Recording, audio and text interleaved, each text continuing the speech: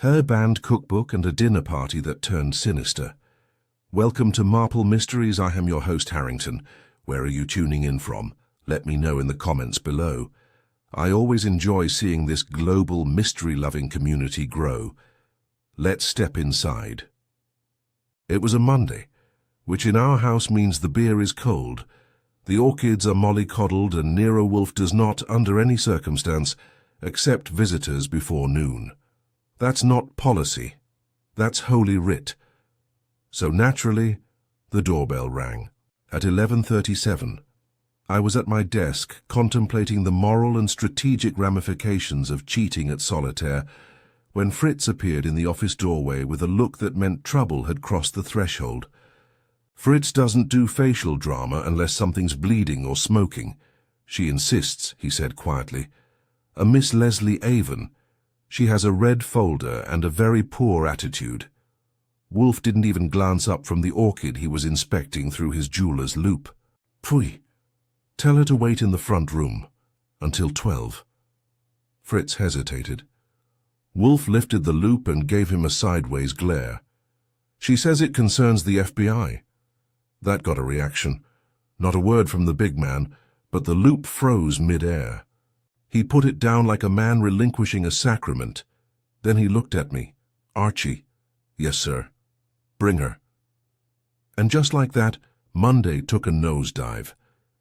Miss Leslie Avon was 30-something, efficiently dressed in navy and heels, and looked like she'd slap you for opening a door she meant to open herself. The red folder she carried was gripped like a weapon. She entered Wolfe's office with the grace of someone who believed in neither grace nor Nero Wolfe. She declined a chair, which Wolfe hates, and didn't bother with the pleasantries. Work in archival classification at the Library of Congress, she said, eyes scanning the bookshelves like they might be bugged. 2 weeks ago, a manuscript was flagged under a false Dewey Code. It was filed as a 1930s colonial cookbook from New Guinea. But it wasn't. Miss Avon, Wolfe said, do sit. The furniture is not ornamental. She didn't move. It was a handwritten memoir coded in culinary form. Each recipe matched a missing persons report from the mid-60s. The proportions matched body weights. The ingredients were, well, creative. You're suggesting, I said, you found a cookbook for cooking people.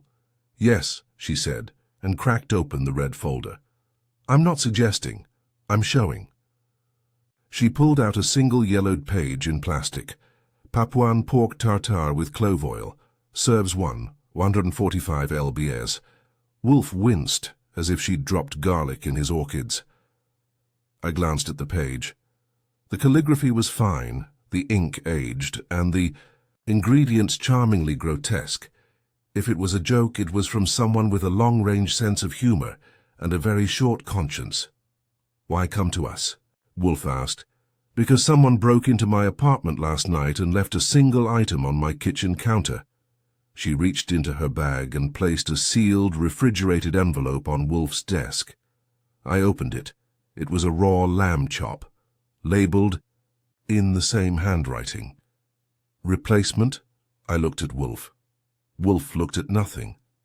I want to know, Miss Avon said, if I've found an elaborate joke, or if someone wrote this because they did it, and if someone's making sure I don't laugh.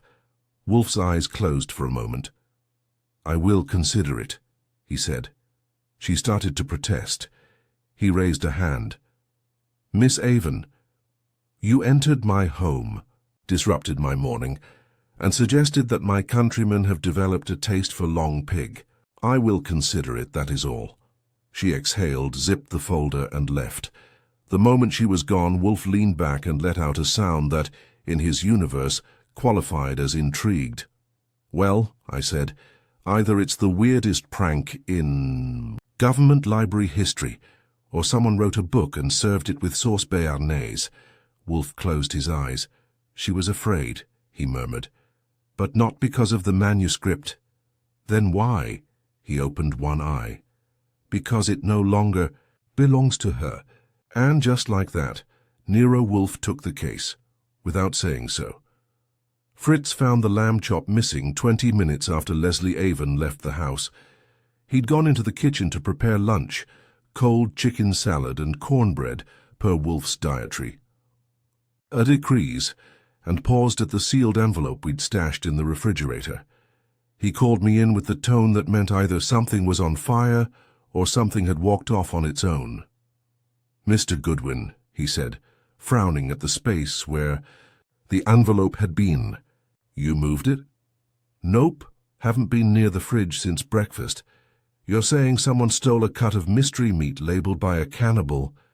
I did not misplace it. Then we've got a visitor with unusual tastes." Fritz crossed his arms. For a man who considers pepper placement an art form, vanishing meat ranked up there with homicide. I checked the fridge myself, partly to confirm it and partly out of reflex. I've dealt with too many cases where the answer's sitting right where you last looked, grinning at you. Nothing. The envelope was gone, the shelf looked untouched, and no one had been in the house but Wolfe, Fritz, and yours truly. At least that's what we thought. I went straight to Wolfe's office. He was back in his chair, eyes closed, breathing like a man listening to internal music composed for cello and smugness. "The lamb chop's gone," I said. He opened one eye. "You are not attempting humor." "I know better. I also know it.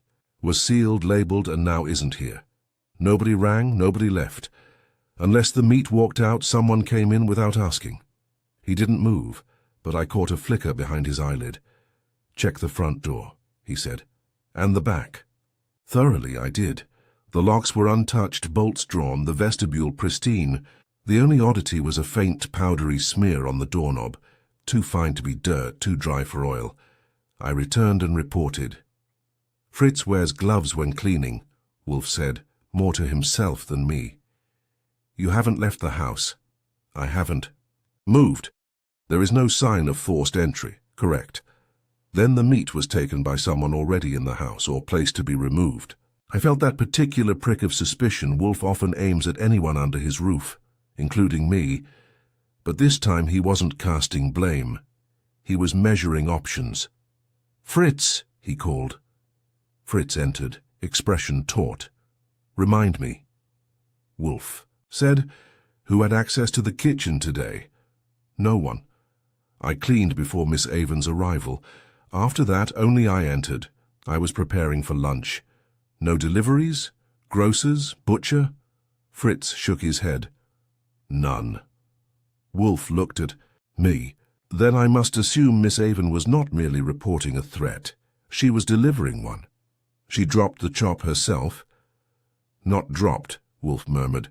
"Planted." "Why?" Wolfe's eyes gleamed. "Because she wanted us to take the case." I sat on the edge of my desk. "You think she staged the meat? Had someone sneak in, take it back out, just to make it seem ominous?" "I think she does not fear the manuscript," he said. "She fears the manuscript being seen."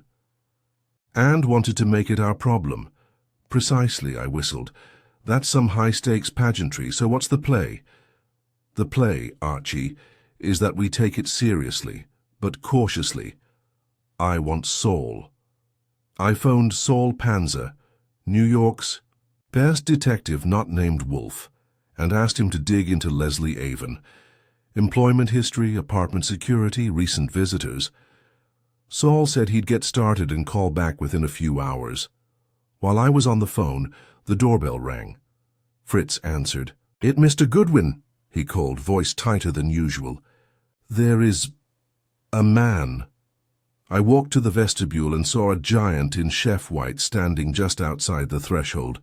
He was maybe 6'3", broad-shouldered, eyes like a chalkboard wiped too many times. He held a wrapped package and a smile. That didn't touch the rest of his face. "Archie Goodwin," I said.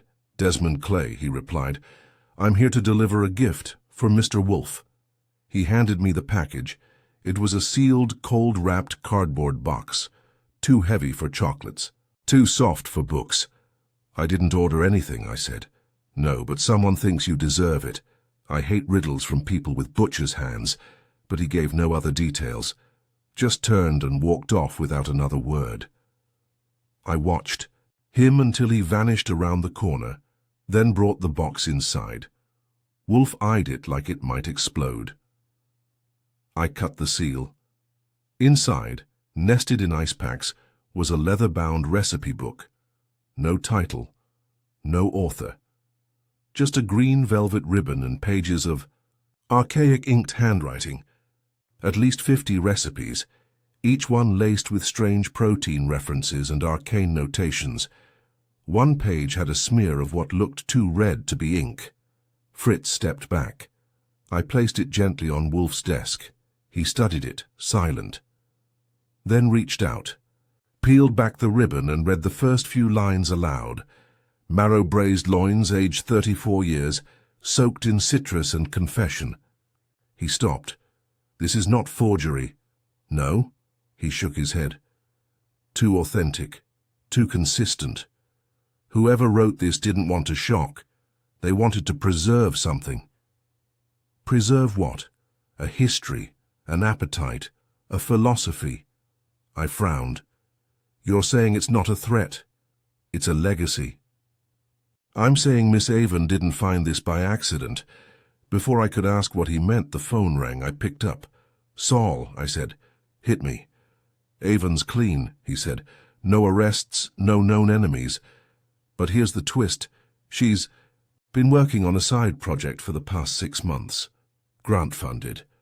Cataloguing private donations to the Smithsonian's Culinary Archive. And 3 weeks ago she filed a claim that a restricted box had been misplaced, accidentally declassified. She never said what it contained, but the file's now sealed under an FBI hold. I glanced at Wolfe. You hear that? He nodded. Yes. She also, Saul added, had a break-in 2 nights ago, nothing taken. But the same day she cancelled all leave, closed the project, and requested reassignment. Said she was done with recipes. I hung up and filled Wolfe in. He listened, eyes closed, hands steepled. Then he opened them. We must speak with her again, he said. She won't come back. Then you will go. Where? She works in Washington. Start with her apartment, then the library, take the book. Traveling with an annotated murder menu. What could go wrong? He didn't answer. He reached for the ribbon, retied it with care and handed it to me. Find out, he said, who thinks this book is a keepsake worth killing for. And with that, the case was no longer theoretical. It was personal. I took the 10:05 a.m. train to D.C. the next morning, armed with a suitcase, a freshly pressed suit, and a recipe book that may or may not have been written by the Martha Stewart of murderers. Wolfe, of course, had no intention of leaving his orchids and his daily routine, so I became the ambassador of the brownstone, with orders to observe, record, and not under any circumstances let the book out of my sight. Eyes and ears, Archie, he said before I left. Nothing more. Do not dramatize and do not dine. The train ride gave me plenty of time to flip through the so-called Cannibal's cookbook, and it didn't disappoint. Every page was a carefully penned mix of culinary guidance and cold suggestion. You had your usual suspects: stuffed heart, a la solitude, seared flank of faithless lover, and my personal favorite, braised loyalty and mistrust reduction. Each one read like a chapter from someone's personal history, with a meat thermometer and a grudge. The style was consistent. The ingredients were, well, specific, and the margins contained notes that sounded like they were directed at someone: too sweet, needed bitterness, or wrong season for regret, try again in fall. By the time I reached Union Station, I'd nearly lost my appetite. I took a cab to Leslie Avon's apartment in DuPont Circle, a classic D.C. brownstone with enough federal charm to give you a nosebleed. Her buzzer didn't respond, so I tried the building manager, who had a weakness. 4 fast talk and a crisp 20. She's been jumpy, he told me as we walked up the stairs. Came home late all last week, then left town Friday. No return notice. Cops came by Sunday. No warrant, just questions. He let me in. The place was small, sterile, and lived in by someone who didn't much like living. No photos, no books, except reference manuals. A half-finished Sudoku on the counter.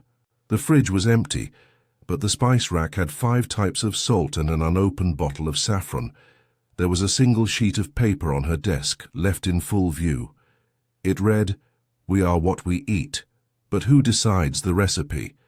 I snapped a photo. Then I checked the trash, the drawers, and the back of the closet. Nothing.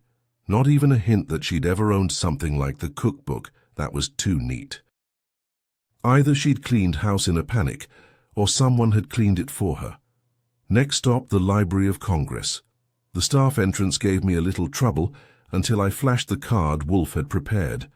A glorified visiting scholar credential borrowed. From a guy who owed Wolfe favors and was currently on sabbatical in Zurich. I spent an hour being redirected through marble hallways and security gates until I finally got someone from the archival classification department who recognized the name. "Miss Avon?" said a young man named Jared, wearing a tie like it was, trying to strangle him. "She hasn't been in all week, left some files with special collections. She was spooked." "By what?" He glanced over his shoulder, then back at me. "She said someone had tried to bribe her twice. First it was a collector from California, then a private chef. Both wanted to purchase the manuscript she found. She didn't sell. No, she asked for a transfer. Said culinary. History was no longer a neutral topic. Where's the manuscript now?" He paused. "You can't see it," he said. "It's been pulled from access, locked under a federal archive hold, black tag." "FBI?" He didn't answer. But he didn't need to. I asked for copies of anything Leslie had filed before the hold was put in place. He gave me a folder with minimal fanfare, and I thanked him with a smile that probably didn't reach my eyes. Back in a nearby cafe, I opened the folder. It wasn't much, mostly cataloging notes, handwritten log entries, and a form requesting sealed classification due to potential criminal implications. In the margin of one sheet was a name, Desmond Clay, the man who'd hand-delivered the recipe book to Wolfe's door. "I called Wolfe, report," he said. "She's gone," I said. "Apartment is clean, too clean. Library confirms she was spooked, filed for restricted access on the original. Manuscript, claimed bribery and culinary interest." "You were right," he grunted, which in Wolfese means go on. The name Desmond Clay shows up, apparently one of the men who approached her, described as a chef. "That's our meat messenger," I surmised. I filled him in on the visit from Clay, the note in the apartment, and the disturbing consistency between the cookbook we had and the archived manuscript now under federal seal. When I paused, Wolfe spoke. "She's hiding. Voluntarily or otherwise, find Clay. He is the only thread that moves freely." "Got a lead?" He hesitated. "Check the Bureau of Culinary Licensing. DC requires all executive chefs in private clubs to be registered." "You think he's not freelance?" "No. He presented himself with intent. That suggests confidence and resources. Someone is protecting him." I sighed. "Fine, I'll track him. Anything else?" "Yes, if you are approached with an offer, don't eat it. Do not refuse. Accept graciously. Bring it to me." The line went dead. By 4 p.m. I was in a low-ceilinged office in a municipal building that smelled like bleach and onions, rifling through public registries of private chefs. There were a dozen Desmonds, but only one Clay. Registered 3 months. Ergo executive chef, private residence, no restaurant affiliation. Address listed, 4100 Gilead Road, North Bethesda. That wasn't a restaurant. That was a mansion zip code. I made the drive in under 40 minutes. The house at 4100 Gilead was surrounded by an 8-foot iron fence and a private gate with a call box. I parked up the hill, walked back on foot, and scoped it from a side street. It was a converted estate, Georgian architecture, limestone columns, hedges trimmed like military recruits. A long circular driveway, no visible staff. I waited until twilight and then, wearing my best "I'm just an idiot" from the electric company expression, approached the gate and rang the buzzer. A voice answered. "Yes?" "I'm looking for Mr. Desmond Clay." A pause. "He doesn't receive visitors." "Well, that's a shame," I said, "because I've got something he might want back." Another pause. "Longer. Leave now." "No," I said. "I don't think I will." There was a soft click. The gate didn't open, but the lights above the porch turned on. I stepped back. Someone was watching, and someone, I was starting to suspect, didn't want this recipe to be rewritten. Back in the car, I called Wolfe again. "Go. No further tonight," he said. "Return, bring the book, and tell Fritz to prepare a new menu." "Why?" "Because Mr. Clay will visit us next, and this time he will not deliver meat." He paused. "He will come for it." The next morning, back in Manhattan and $24 poorer thanks to a cabbie who circled Midtown like he was trying to rediscover America, I returned to the brownstone with the cookbook sealed in my bag, a mild case of insomnia, and the growing suspicion that Desmond Clay didn't just want the manuscript, he felt entitled to it. Wolfe was already in his chair, dressed in his customary mustard-colored robe, and looking like a Roman senator waiting for a lesser emperor to self-destruct. He didn't greet me. He never does unless I bring beer or news. "You spoke true," I said, tossing the sealed leather-bound book onto his desk like a bomb with a polite timer. "Clay's address is a fortress with landscaping, and someone's watching the gate, like they expect Dracula." Wolfe grunted. "That's high praise." "And Miss Avon?" "Gone. No forwarding intention. Apartment's clean. Library says she filed for a project seal under federal classification. Saul called while I was on the train. Her name's now attached to a quiet security alert. Not public, not official, but real." "Indeed." He reached for the book, turned a page carefully, and squinted at a line near the end. "Roast of legacy with carrot silence." A final entry, added after the rest. Different ink. Hasty hand. "Code. Confession," Wolfe murmured. "She added this. Avon. Yes, and she did not write it to reveal a crime. She wrote it because she feared she was becoming part of it." I poured myself coffee. "That makes two of us." We were quiet for a moment. Outside, the traffic mumbled up 35th Street. Inside, Fritz was prepping lunch with the solemnity of a pre-war chef under siege. I knew the routine. Wolfe would ruminate, let things simmer, and then the doorbell rang. "Ah," Wolfe said, like he'd been expecting it since Tuesday. I answered. "Desmond." Clay stood in the vestibule, a different coat this time. Navy wool pressed within an inch of its life, and the same expression of polite culinary menace. In his hand, a flat box tied with white string. "Good morning, Mr. Goodwin, is it? I've come for a discussion, and to retrieve what doesn't belong to you. Mr. Wolfe doesn't usually do returns without a receipt." He smiled. "I hate when people smile like that, like they already read the last page of your book." I let him in. He walked past the coat rack, past the umbrella stand, and paused in the doorway to the office until Wolfe, without looking up, said, "Yes, come, but sit only if you intend civility." Clay sat. He placed the box on Wolfe's desk. "Something for you, sir." A gesture. Wolfe didn't touch it. "A trade?" A reminder. I sat opposite him, notebook in my lap. Wolfe steepled his fingers. "Mr. Clay, you are not here for parlor games. You know what we have." "I do." "You sent it." "I did not send. I delivered. With purpose."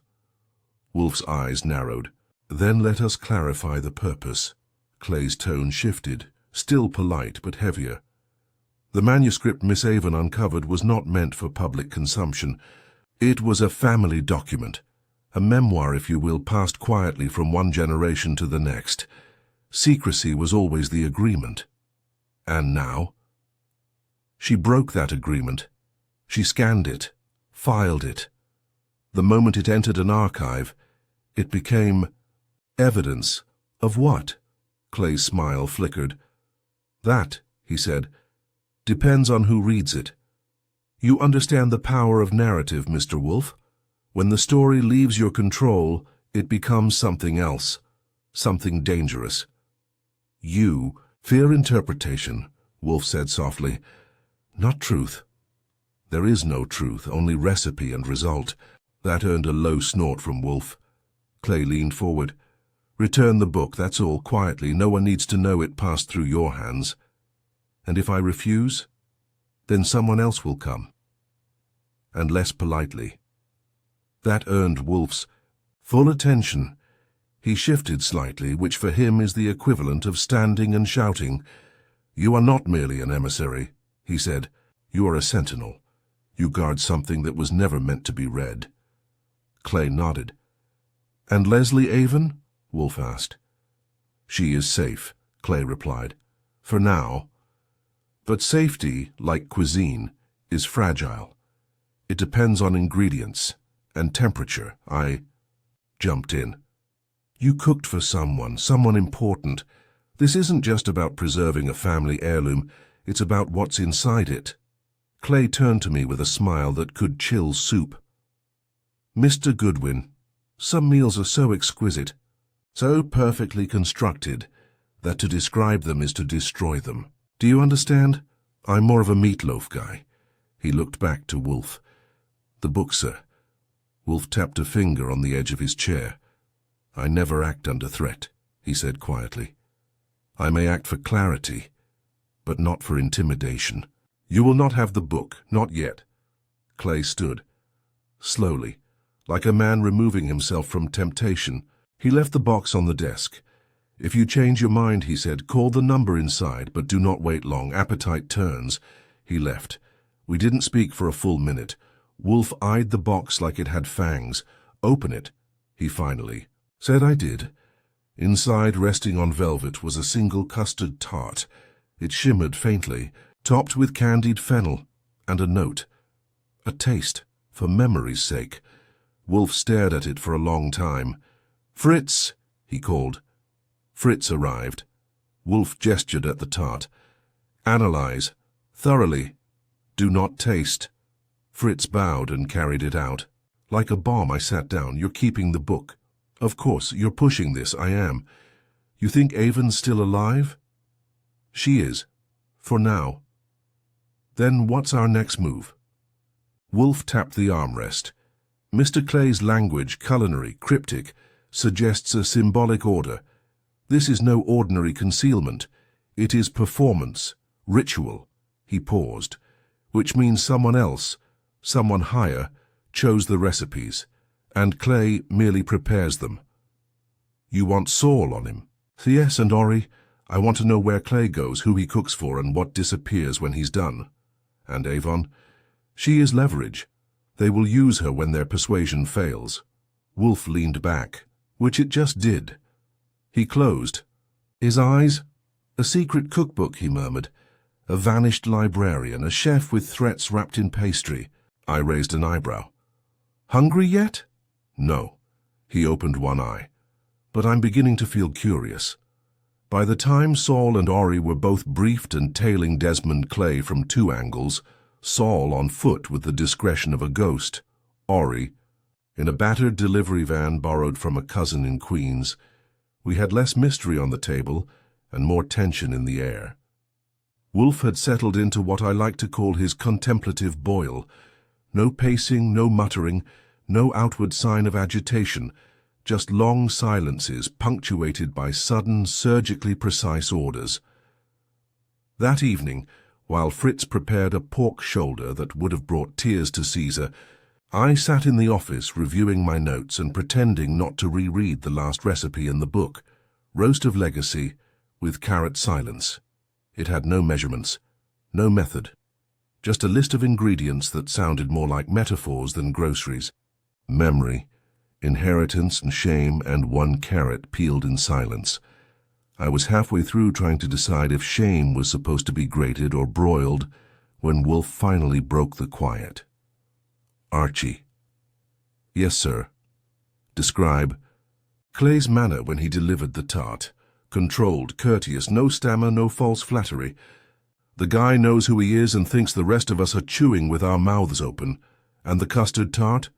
Still in the lab, Fritz's version of one anyway. He said it contains eggs, sugar, fennel, and something he can't name. Not poison, but not from any grocery shelf he knows. Want me to get a sample analyzed outside? Unnecessary. The message was the ingredient. I raised an eyebrow.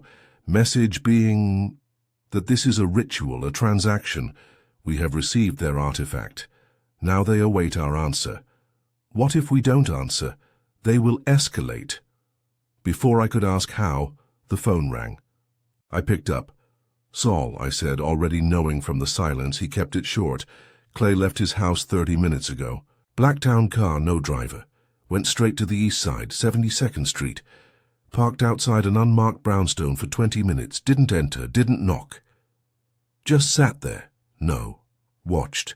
Lights in the top floor were on. Curtains. Drawn. There's someone in there he's trying to spook or protect. Anyone follow him in? No, but get this, he left a package on the stoop. Plain box, gloved hands, walked away. Like he was delivering cookies. Or threats. I glanced at Wolfe, who was listening with eyes closed. Follow the house, he said. Day and night, rotate with Ori. I want names, inhabitants, deliveries, guests, anything irregular. Saul hung up with a grunt that meant on it. I turned, back to Wolfe. So now we've got a second recipient of Clay's hospitality. Wolfe opened his eyes. No. We have the intended audience. We were the warning. I blinked. You think we're just the billboard? Clay did not expect us to solve this. He expected us to retreat, to discard the book in fear. Well, we're not doing that. No. He glanced toward the hallway.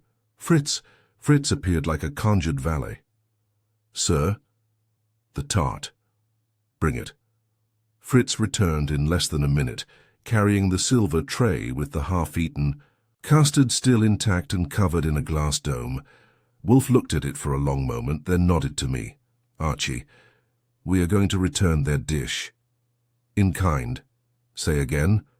We respond as they do. Symbol for symbol. Gesture for gesture. With what? He glanced at Fritz. A single white truffle. Fresh. Fritz blinked. Truffle. Yes. Sliced. Arranged on porcelain. Deliver it to Clay's address. With a card. Message? Wolfe turned to me. What did the final page of the book say? We are what we eat. But who decides the recipe? Then write this. The recipe is being rewritten. Be cautious of the new ingredients. Fritz took it down. You want me to deliver it? I asked. No. Fritz will. You, Archie, will go back to D.C. and find out who sealed the original manuscript. I groaned. You just like sending me on trains. I like having you in places I am not, because you ask the questions people pretend don't exist. The next day, I was back in the capital, this time not wasting time, with library interns or department secretaries. I called in a favor from a guy I'd helped untangle from a blackmail ring involving antique medical textbooks and a very nervous senator's wife. He got me into the archive records room under the pretense of consulting for a private collection, an angle with just enough pretension to be believable in Washington. What I found wasn't comforting. The seal on the manuscript had come not from the FBI, but from the Department of Cultural Intelligence, which I hadn't even heard of. That's not a compliment to them. That's how real secrecy works. No acronyms, no signage, just a one-line entry, digitally logged and physically stamped, sealed under Directive 14A, per recommendation Ellery G. Wint. I snapped a photo. Then I made a call. It took 2 hours and the promise of 2 dinners I had no intention of paying for, but I got a name. Ellery Gideon Wint, former liaison between the Smithsonian's Cultural Preservation Team and, get this, the Goisidier's Historical Consumption Archive. Yeah, that's apparently a real thing. Wint, according to my source, had recently retired, lived in a townhouse in Foggy Bottom, nice, quiet, and, most importantly, still took meetings with people who had a firm handshake and a badge-like business card. I knocked at his door at 4:15. Wint opened it like he expected me. Thin, grey, wore a vest and gold-rimmed glasses, and had the tired dignity of a man who'd once known secrets worth dying for, but now only cared about crossword puzzles and bourbon. "Mr. Goodwin," he said. I wondered how long it would take. He ushered me inside. We sat. No small talk. I showed him the photo of the manuscript title page and the stamp. He nodded. "I'm not going to ask where you got that," he said. "I'll just say this, you're meddling in a file that was never supposed to be found." "Because it's fake?" He smiled faintly. "Because it's real." "Cannibalism?" "In a manner of speaking. Wint, it's not a cookbook," he interrupted. "It's a record, a confession, a ledger of meals cooked for men in power, judges, generals, politicians, by a private chef in the employ of an unnamed hospitality firm with deep pockets and no paper trail. The recipes are codes, markers. That's why the ingredients aren't literal, and Leslie Avon found it. She didn't know what it was, but someone did. That's why I sealed it, quietly." "And Desmond Clay?" His mouth tightened. "A family name, not a person, a role." I froze. "You mean—" "There have been 3 Desmond Clays. The one you met is just the latest to wear the apron. Where's Leslie?" "I don't know. That was the first lie. He offered me bourbon." I declined. Then I thanked him, shook his hand, and stepped into the dusk with more questions than answers. As I rode back to the station, I called Wolfe. He answered on the first ring. "They're not recipes," I said. "They're records." "I know." "And Clay isn't a person, he's a title." "Of course. What now?" "Now," Wolfe said, "we arrange our menu carefully." And for the first time I heard it. He wasn't just intrigued, he was angry. I arrived back at the brownstone just after 10 that night, tired in every bone that matters, and half hoping Wolfe had done something radical while I was gone, like standing up. No such luck. He was in his chair, as fixed and symmetrical as ever, reading the food history of the Habsburg Empire with the same interest most people reserve for their own autopsy. I dropped my coat and delivered the goods. Everything Ellery. Wint had told me about the cookbook being a ledger, not a literal culinary guide, and Desmond Clay being a role, not a man. Wolfe didn't speak for a while. He just closed his book, tapped a finger once against the arm of his chair and said, "We now have the shape of it." "You're not going to like the flavor," I said. Wint admitted the book's a record of powerful men being served meals with coded ingredients. Dates, details, moods, even physical traits, all disguised as food. A literal consumption archive. Wolfe's mouth twisted. A satire in flesh. "Or a warning." He nodded. "Continue." Wint sealed it under a cultural directive. "Not FBI, not justice, cultural. That's why there's no footprint. Miss Avon found it, reported it, and then someone decided it was safer to disappear her than let it surface." "Someone," Wolfe repeated, "who employs the Clay persona and wants the book back in the vault." He leaned back, eyes narrowing. "Then let us become a vault." That was Wolfe speak for. They don't know who they're playing with. He gave me no further instructions that night, but he didn't need to. The next morning, Fritz reported that 2 men in unmarked suits were parked across from the brownstone in a nondescript black sedan, trading shifts every 8 hours and pretending not to take notes. Wolfe told Fritz to make an extra place at lunch and ignored them completely. Around 1 p.m., Saul called. "Clay made a move," he said. 2 hours ago he left the 72nd Street house, went to a walk-up in Soho, stayed 15 minutes, came out with a woman. Leslie Avon? No. Too short. Darker hair. Looked nervous. She carried a file box. Did they leave together? No, she went in a cab. He returned to the mansion. Then the lights went out. Out? All of them. Power cut, maybe staged, but it looks like they're preparing for something. Do we know who's in that 72nd Street house? Working on it. It's registered to a holding company tied to a non-profit culinary institute. Board members include 2 former senators and 1 very quiet ex-CIA nutritionist. That's a job now? In this crowd, yes.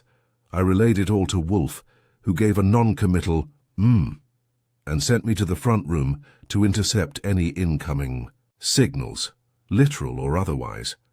We didn't have to wait long. At 3:42 p.m. the bell rang. This time, it wasn't Clay. It was the woman Saul had seen earlier, mid-30s, sharp eyes, blunt bob, wearing a cardigan like a disguise and a messenger. Bag that looked about 20 pounds heavier than it should have been.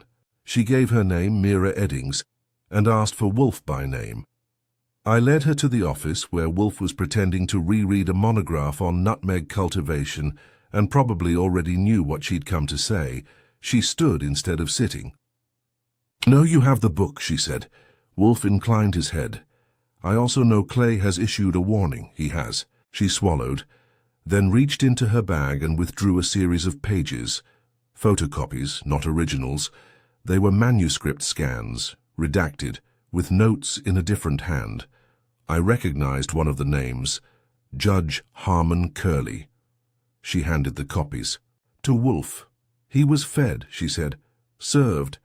The recipe included references to stubborn cartilage soaked in a pellet delay. That's Curley's judicial nickname. I looked up. "What are you saying?" "I'm saying," she said, "they actually did it. Not metaphor, not allegory. These weren't codes. They were accurate. The book is evidence of systemic acts of consumption, orchestrated, over decades, by elites." "You were involved?" Wolfe asked. "I was a culinary archivist, contracted. I thought it was a historic curiosity. I scanned the pages for cross-reference. Then the warning started. From Clay. Yes. But not just him. Others. One man claimed to be in service to the menu. He showed up at my apartment with a bottle of wine and asked me to toast to obsolescence. That's when I ran. And Miss Avon. We haven't spoken since the file was sealed. I believe she's in hiding, but she's not safe. None of us are." Wolfe examined the photocopies. "Why bring these to me?" "Because you're the only person who might be able to bring light without setting the building on fire. You overestimate me." She leaned in. "No, I don't." Wolfe was quiet. Then he said, "Miss Eddings, you will remain here, under Mr. Goodwin's protection. You are not to leave this house until I say otherwise." Her mouth opened, about to argue, but then closed again. She nodded. I escorted her to the guest room. When I returned, Wolfe had already called Saul. "Withdraw from Clay," he said. "Focus on the 72nd Street house. I want power records, waste pickup logs, and any backdoor deliveries. Contact Lon Cohen, carefully. Prepare him." He hung up and looked at me. "We are not solving a crime," he said. "We are revealing a network. You think this reaches DC? I think it starts there. What's the endgame?" He looked at the photocopies again. "They have lived in the shadows for too long. We will give them a stage, but on our terms." He paused. "Call Inspector Kramer." "Now?" "Yes. Tell him we have a manuscript. Tell him it documents ritual crimes committed under culinary guise. And tell him that if anything happens to anyone in this house, there will be no more secrets, only headlines." I whistled. "You're drawing fire." "We already have fire, Archie. I am drawing the smoke, so we can see." That night, we posted Saul outside again. Ori stayed in the van. Mira Eddings remained in the guest room, watched closely but kindly by Fritz. Wolfe returned to his chair, a sentry now, waiting not for war, but for the dinner bell, because whoever controlled the cookbook thought they'd written the last word, and Wolfe was about to serve the epilogue. The next morning began with eggs, toast, and an envelope delivered under our front door without so much as a whisper. I found it while checking the vestibule for signs of tampering. Wolfe doesn't tolerate the mail being late or intrusive. The envelope was thick, hand-addressed, and sealed with a wax stamp shaped like a cleaver. Inside were 4 photos. The E first showed Mira Eddings, standing on a subway platform 2 days ago. The second caught her leaving the Soho walk-up with the box. The third was less artistic, a grainy night shot of the brownstone. The last one was worse, an aerial view of Wolfe's greenhouse, taken with a long lens. There was no note, no demand, just observation. When I handed Wolfe the photos, he studied them like they were recipe cards for sabotage. "Someone wants us to feel the knife's edge," I said. "They misunderstand," Wolfe replied. "We have long since stepped into the kitchen." I took the envelope and photos to my desk, scanned them for fingerprints. Nothing. No scent either, except for something faint and organic. Not cologne, not sweat. Rosemary? Across the room, Wolfe rang for Fritz. "Prepare the greenhouse for transport," he said. "Sir." Fritz blinked. "The orchids. I want them moved to the safe house. Saul will arrange the truck." Fritz, who'd sooner part with a kidney than see the orchids mishandled, hesitated. Wolfe didn't repeat himself. He didn't need to. When the orchids move, the war is real. That afternoon, Mira emerged from her room looking composed but pale, wearing the same cardigan and holding a small USB drive. "I've been thinking," she said, "and remembering. There's something no one's talked about, something Leslie flagged to me but never put in her report." "Go on," Wolfe said. "There was a second volume." I stopped mid-note. "What?" "Another manuscript, not recipes, menus, different handwriting, same ink, same paper. It was indexed by someone who called themselves the Host. Leslie found references to it in the ledger margins. She thought it was fiction. But what if it wasn't?" Wolfe turned slightly. "That alone told me we were on dangerous ground. Did you see it?" "No, but I saw the accession code, SCO 1787. It was buried in the secondary register, non-circulating, untagged, and it disappeared from the digital archive 2 hours after Leslie filed the hold request on the cookbook." Wolfe nodded once. "Archie?" "Yes." "Sir, you will go to the library again, this time under no name. Find the terminal records, track SCO 1787. If the second manuscript exists, it is the directive, the why behind the what. And the host is the conductor," Wolfe said. "Not the chef, not the diners, the one who invites." I left 20 minutes later with a burner phone and a forged Smithsonian researcher badge, courtesy of Saul's cousin Leo, who printed the thing in the back of a dry cleaner's in Greenpoint. The library wasn't just quiet that day. It felt emptied, like someone had pulled the plug on curiosity. The terminal logs were locked tighter than usual, but I convinced the intern at the help desk that I was reviewing suppressed culinary files for a comparative study on colonial ingredient metaphors. She bought it. I got 10 minutes alone with the access register. SKO 1787 had been checked by one person, Ellery G. Wint, the man who sealed the cookbook. I texted Wolfe. He responded instantly. "Return. Do not approach Wint. Not yet." But I was already halfway out the door and not inclined to wait. Wint lived 5 blocks away in a townhouse that could have passed for abandoned, if not for the seasonal wreath on the door and the faint smell of roasted coffee escaping from the "Seems I knocked," he answered, again like he expected me. "You weren't supposed to come," he said, not unkindly, and yet. He stepped back and let me in. The house looked the same, quiet, cluttered, and filled with books about things that happened too long ago to have been properly punished. He gestured to a chair. I sat. You accessed SCO 1787, I said. He nodded. Is it real? Yes. What is it? A record of who requested the meals documented in the cookbook, a social register of curated hunger, by someone who called themselves the host. Why hasn't it surfaced? Because the host never wanted it to. He walked to a cabinet and removed a leather file folder. Inside were 5 facsimile pages. They're yours, he said. I kept copies. I flipped through them. Each page listed a date, a city, 3 courses, and a final column, labeled theme. One said, July 1973, Boston, starter, root memory, entree, rhetoric stew, dessert, bourbon cream. Theme, presidential debrief. Another simply read, 1989, Atlanta, meatloaf variant, 12C. Theme, racial crisis management. The menus weren't food, they were responses. Culinary fictions designed to process political events, public outcry, scandal, even war, digested, literally. Wint watched me read them with the look of a man who'd already thrown up the truth and was waiting to see if I'd choke on it. This is how they kept control, he said. Not just by eating, by selecting, feeding narratives to men with power and appetites and calling it communion. I left 5 minutes later, photocopies in hand, and called Wolfe the moment I cleared the block. He picked up on the first ring. It's real, I said. The second volume, The Host Exists or Existed. There is no existed, Wolfe replied. We have just received confirmation of intent. What now? Return at once.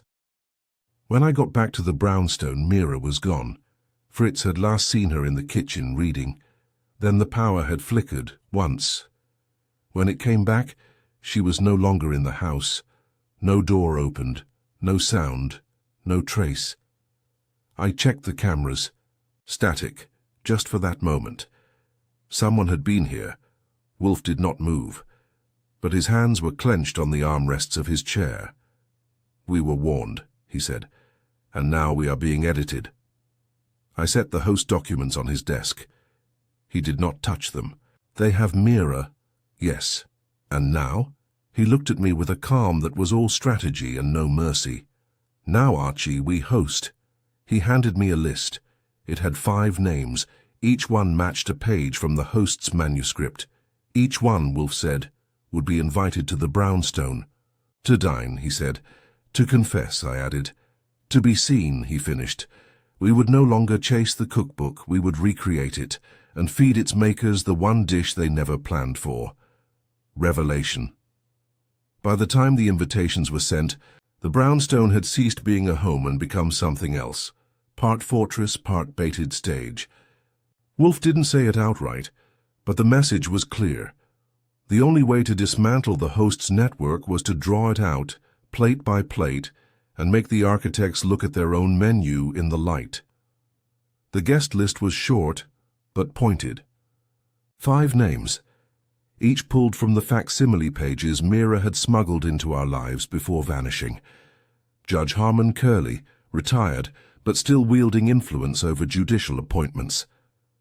Margot Ransom, former cultural liaison to the Department of Defense, currently on the board of 3 nutritional equity non-profits that, according to Saul, didn't exist on Mondays. Professor Emilio Grange, culinary historian, recipient of a quietly sealed congressional commendation in 1998, and a man whose published work contained suspiciously poetic references to ancestral indulgence. The Honorable Felix Bright, former ambassador, current ghost. No interviews, no public appearances, but his signature still appeared on quarterly reports from 3 think tanks. And finally, E.G. Wint Wolfe insisted on inviting him last. If the others are pieces, he said, Wint is the board. He understands the game. And he knows when the final course is being served. The invitations were handwritten. Fritz delivered them personally, pressed, precise, and utterly unreadable in his expression. Each invitation stated the same thing: a private culinary reflection, the taste of legacy. Wednesday, 8 o'clock, no substitutions, no recording devices, no RSVP was requested. Wolfe knew they would come. Curiosity and ego are the true spices of power, and this was a banquet with implications. You didn't refuse such things. You showed up to see who else was there. The day before the dinner, we received a package, no return address. Inside was a single item, a napkin, crisply folded. Embroidered in one corner was a phrase, blood-red thread on white linen: "Feed the truth, and it will eat you." Wolfe smiled when he saw it. "They are afraid," he said. "They have used food to hide the truth for decades, but truth, like hunger, must eventually surface." "Will they talk?" I asked. "No," he said. "They will eat." The day of the dinner began like any other. Orchids at 9, beer at 11, and a tense stillness that ran through the walls like an electric hum. Fritz prepped a 5-course meal designed with no flair, no excess, just clarity. Ingredients locally sourced, ethically produced, no hidden components. "No metaphors," Wolfe instructed.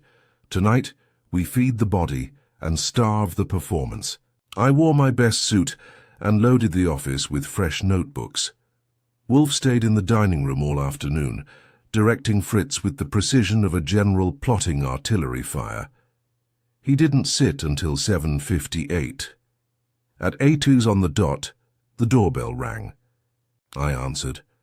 The 5 of them stood on the stoop like a jury who knew the verdict, but wanted to be surprised by the sentencing. No handshakes, no pleasantries. Just nods, and one murmured, "Mr. Wolfe," from Wint. I led them to the dining room. It was perfectly set. No music, no flowers, just clean linen, water, wine, and 5 chairs, plus Wolfe's. He did not rise when they entered. He never does. "Thank you for coming," he said. "Please be seated." They did, reluctantly. I stood near the door, notebook open, pencil ready. Fritz appeared moments later and served the first course: chilled carrot consommé with micro basil. Light, clean, direct. There were no reactions for the first few bites. Then Ransom spoke. "This isn't what I expected." "No," Wolfe said. "You expected performance, mystery, something to decode, but tonight you are not decoding. You are remembering." Grange raised an eyebrow. "Is this allegorical?" "No. It is literal." "As your pasts have been?" Curly chuckled. "What is this? A moral ambush?" "You have all sat at tables orchestrated by a host," Wolfe said. "You have all consumed meals prepared with coded intention, ingredients not as sustenance, but as signifiers. You accepted the metaphor because it served your needs. Tonight the metaphor has ended." Bright shifted. "You're accusing us of cannibalism." Wolfe's voice dropped to a slow, measured chord. "I am accusing you of complicity. You sat at tables where others were consumed, figuratively, symbolically, sometimes materially. And you said nothing, because the food was good and the service discreet." The room went still. Wint set his fork down. "You've read the second book," he said. "Yes," Wolfe replied. "And the first. I have read your menus. I have seen the margins." The host thought they were creating an archive. They were in fact writing an indictment. Fritz entered, silent, and placed the second course, braised lamb over barley with lemon rind. Hearty, earthbound, no garnish. Bright looked down at it, then up at Wolfe. "You brought us here to shame us." "No," Wolfe said. "I brought you here to finish the meal, because you have left too many courses uneaten. You began something you never completed." Ransom frowned. "You think this will make us confess?" "No," Wolfe said. "But it will make you feel, and you have gone too long without doing so." Grange pushed his plate aside. "I have nothing to feel." "You once described a 1983 dinner in Paris," I said, flipping open my notes. 3 guests, 1 course, rabbit liver terrine.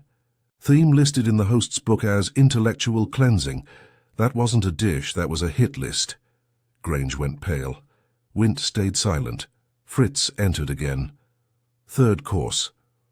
Roasted beets with herbed goat cheese and crushed black pepper. Blood-coloured, stark. No one touched it. Wolfe looked at Wint. You tried to bury the host, he said, but you sealed the truth too carefully. You left the index intact. Now we know who was served, when, and why. Wint exhaled slowly. I thought I was preserving history. I see. Now I was preserving guilt. Worse, Wolfe said. You were preserving hunger, for a world that feeds on the quiet.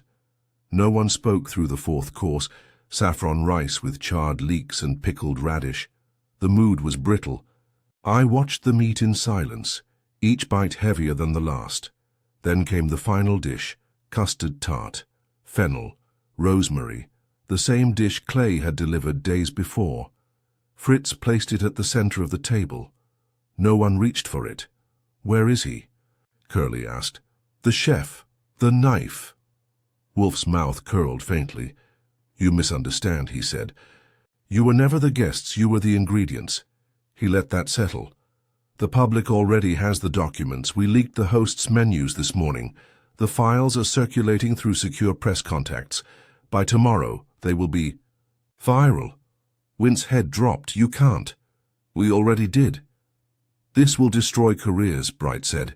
Yes, Wolfe said. You'll be targeted. Yes. Curly looked at Wolfe, his fork trembling. Why? Wolfe raised his eyes. Because truth is not a dish to be served. It is a fire to be endured. And then, without drama, without threat, he said, You may go. They left in silence, one by one. When the door finally shut, Wolfe sat, for a moment motionless. Then he rang the bell. Fritz entered. Bring the beer, Wolfe said. And something sweet. We have endured enough bitterness. He glanced at me. You see, Archie, in the end they did not confess. No, but they digested. And that, for Wolfe, was justice. Served cold. The morning after the dinner was quiet in the brownstone, which in this case meant no threats in the vestibule, no photos slid under the door, and no Desmond Clay playing maitre d' of menace. I'd slept 3 hours total, twice interrupted by the ghost of custard tarts past, and had already made my second pot of coffee before Wolfe emerged from his bedroom, robed and wordless, like a priest preparing for a particularly unforgivable sermon. He didn't ask for updates, he didn't need to. The silence of his gait, the careful angle at which he adjusted the blinds, and the single glance he gave the untouched orchid tray told me everything I needed to know. The storm had passed. But the wreckage was still being measured. It came first in a phone call from Saul placed just after 11. His voice was more clipped than usual. Bright's car was spotted at an airfield in Connecticut. Chartered jet, left just before dawn. Registered to a holding company linked to a Swiss trust. No luggage, no return ticket. Flight to where? Didn't. File, but the vector looks like Reykjavik. I relayed the news to Wolfe. He nodded once, unsurprised. Any noise from the others? I asked. Saul sighed. Curly's office released a statement that he's stepping down from all advisory panels due to personal re-evaluation. Ransom cancelled 3 public appearances. Grange was seen entering his department office at Columbia this morning and hasn't come back out. Security says he told them he was shredding sensitive lecture notes. Wint vanished. That one got Wolfe's attention. Not vanished in the conventional sense, Saul added. He cleared out his home, deleted social profiles, deactivated 2 phone numbers. Last charge on his card was at a used bookstore 2 blocks from his townhouse. Bought a copy of In Praise of Shadows and a sandwich, Wolfe muttered. Fitting. The world, or at least a certain tight knot of shadowy dinner guests, was unraveling.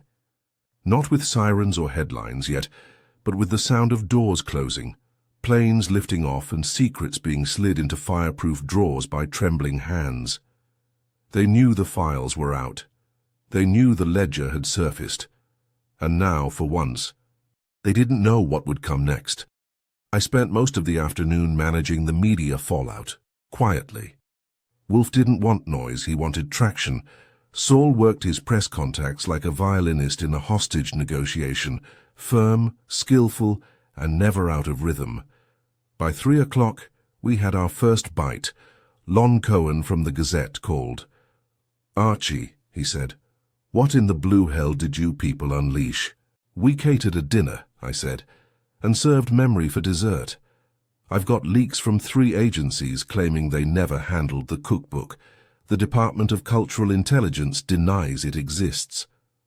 The Library of Congress issued a statement about misfiled culinary documents without naming anything. And someone broke into the digital archive of the Smithsonian this morning and wiped 6 access records. Wiped. Gone. Not corrupted.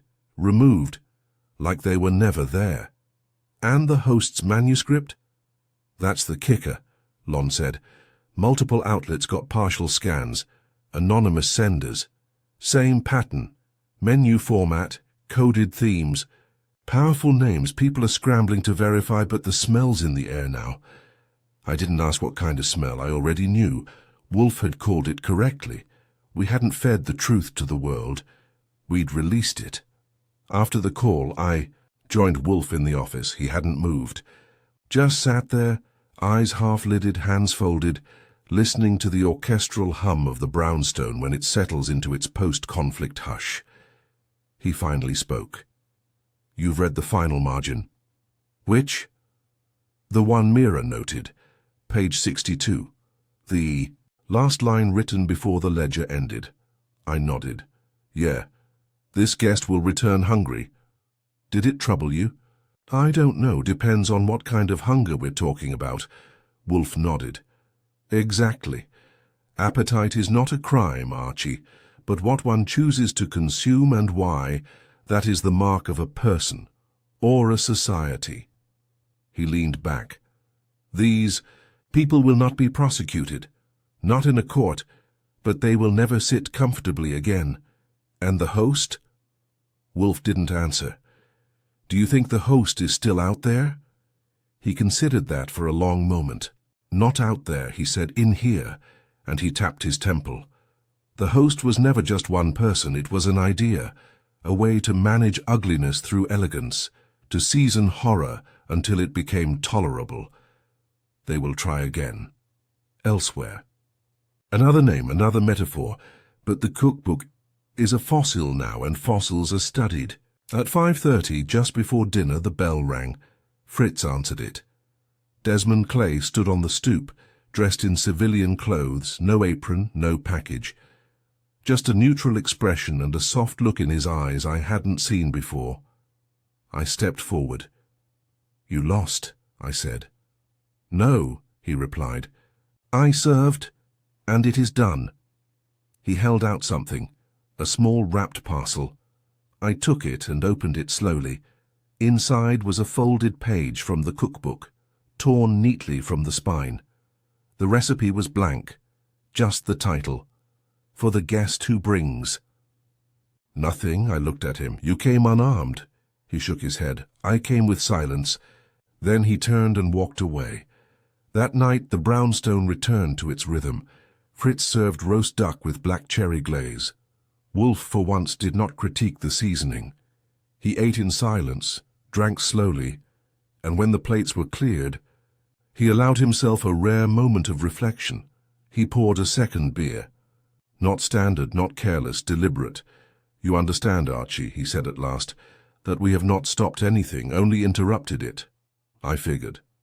"But an interruption," he said, "can be a very powerful thing.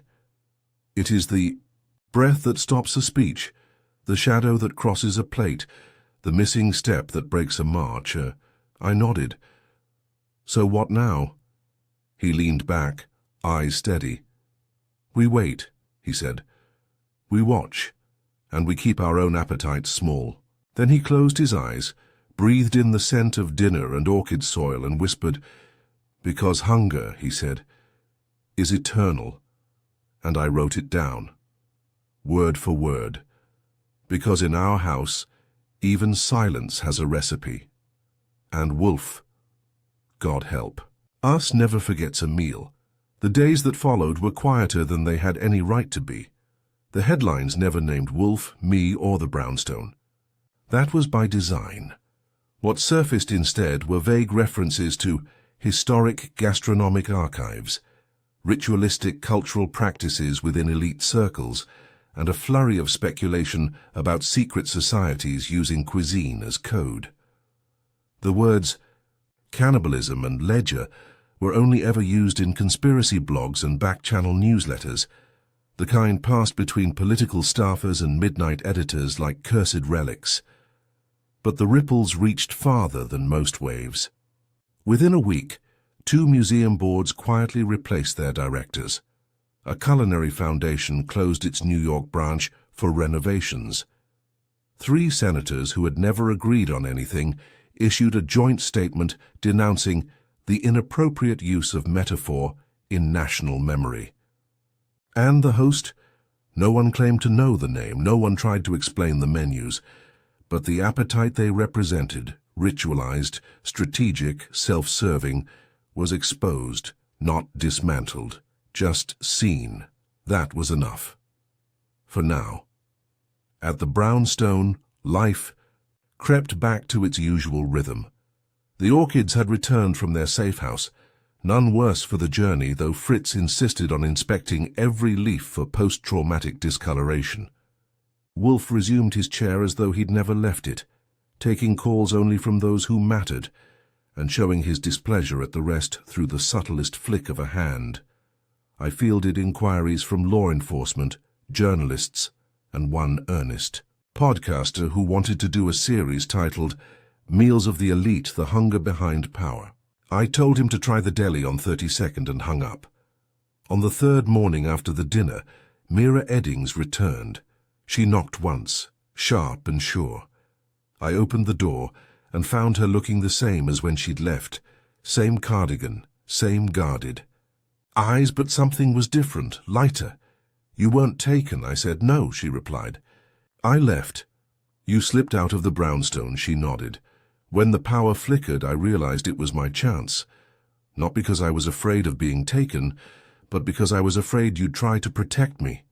I needed to disappear on my own terms. She stepped inside.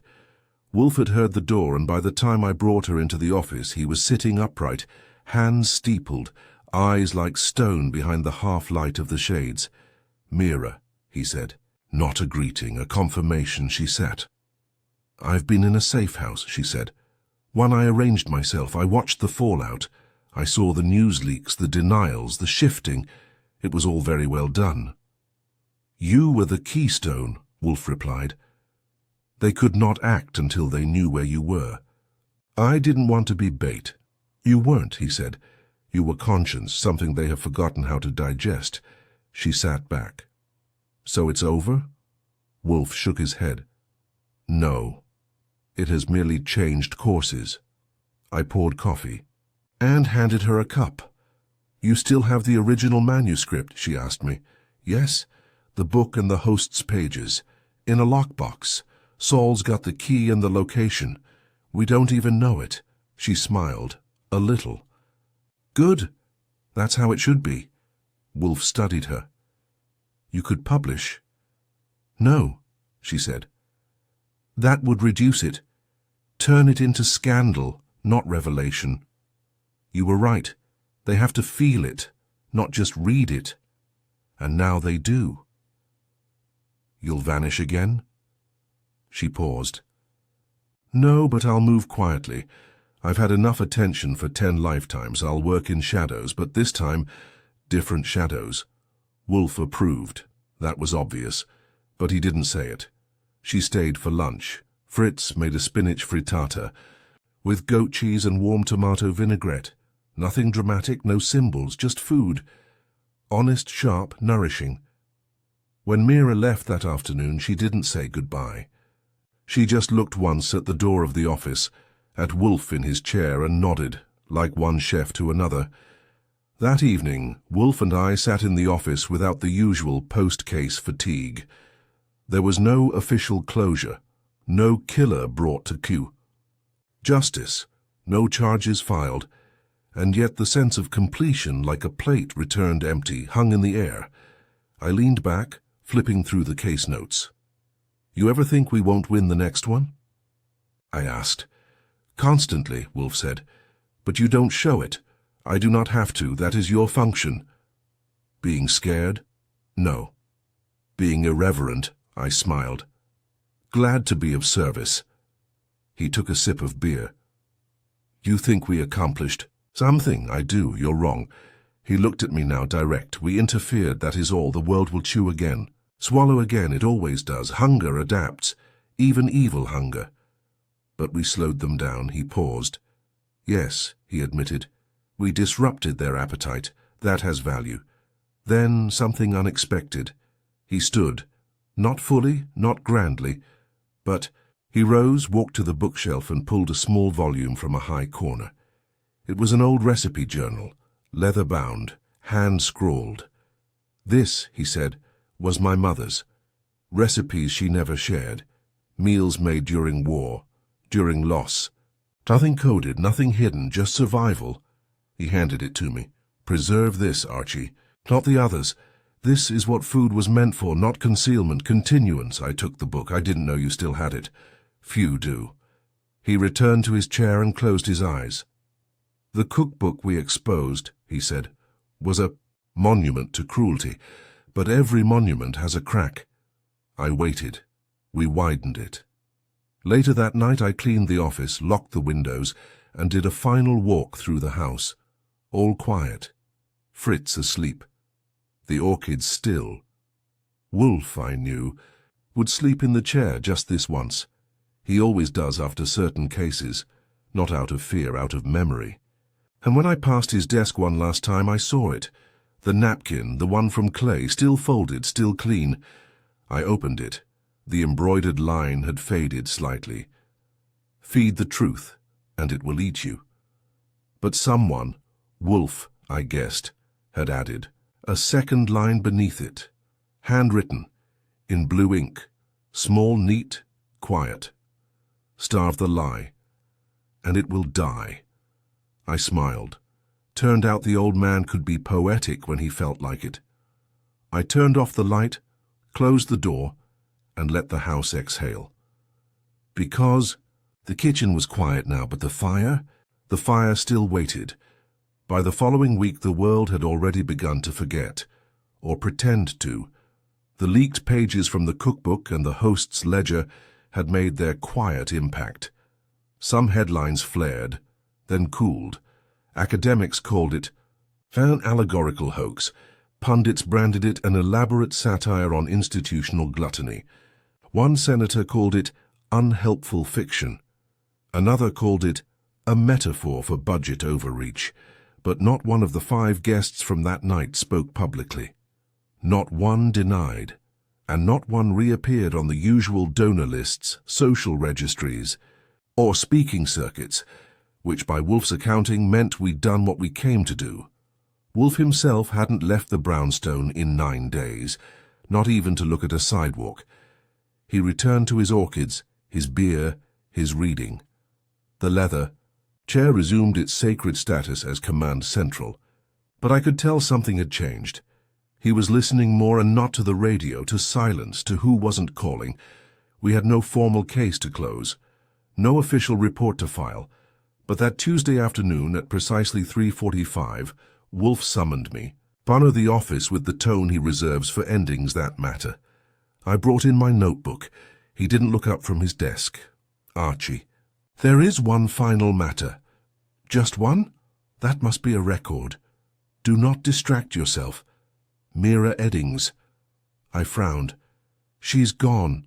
Quietly. Just the way you like it. She left behind an omission. That got my attention." Wolfe picked up a sheet of onion-skin paper from his desk and passed it to me. Typed, dated a week prior, unsigned but unmistakably hers. A postscript to the chaos, a confession. I read aloud, The second volume was not compiled by the host. It was curated by an intermediary, someone who knew how to transcribe secrecy into structure. I never said who because part of me didn't want to believe it. Meaning? I asked. Wolfe tapped a finger. She was referring to Wint. I stared. Wint wasn't the host. He said so himself. No, he wasn't the originator, but he was the editor. He shaped the second manuscript, removed names, added euphemisms, preserved what he chose to preserve. That made him more than a record keeper. He was protecting them, yes, and I himself. But if that's true, why bring us in at all? Why admit to anything? Wolfe leaned back, eyes gleaming, because he knew the ledger would surface. If not by Mira, then someone else. The original manuscript was too evocative, too specific, and he no longer trusted the people who dined. They had changed, become indiscreet, greedy. The art was gone. He wanted to be rid of it. He wanted absolution. And perhaps a reckoning. I sat with that for a moment. So we weren't just his enemy, I said. We were his delivery system. Wolfe allowed himself a grim nod. Yes, but unlike him, we do not select what survives. We preserve it all. He picked up a sealed envelope from his drawer and passed it to me. For Mira, he said. When the time is right. What's in it? My annotated copy of the host's manuscript and a letter. I believe she should complete the archival work, privately, on her terms. She'll publish? No, but she will curate. The right way. I tucked it into my inside jacket pocket. We were quiet for a while. The city buzzed outside the windows, distant and irrelevant. Inside, the brownstone breathed with its usual solemnity. Paper, polish, and the lingering memory of lamb with lemon and gilt. Wolfe broke the silence. There is one more entry. In the book? In my ledger. He reached into a side drawer and pulled out a slim, leather-bound volume. I'd never seen it before. Not his regular casebook. Something older. Something personal. He opened it. Read aloud. The man called. Clay did not fail, he concluded. He delivered his final dish and vanished, not as a threat, but as a punctuation. Appetites are eternal, but so is refusal, and refusal, when practiced rigorously, is a kind of justice. He closed the book. Then very softly he said, I am tired, Archie. I didn't respond right away. Wolfe doesn't say things like that, not without reason. Tired of what? I asked. The world's hunger, its excuses, its sources. That's why we have Fritz, I offered. He almost smiled. You may archive this case, he said, and title it. Wolfe closed his eyes. Nero Wolfe and the Cannibal's Cookbook. That will do. No subtitle, no poetic flourish. He shook his head. The truth, he said, needs none. That night we didn't speak much over dinner. Just the sound of forks and quiet satisfaction. Fritz made a mushroom risotto with pecorino and lemon zest. Perfectly measured, perfectly modest. Wolfe ate slowly, methodically. I watched him, not because I was worried, because I wanted to remember. We had fed the truth, and it had eaten well.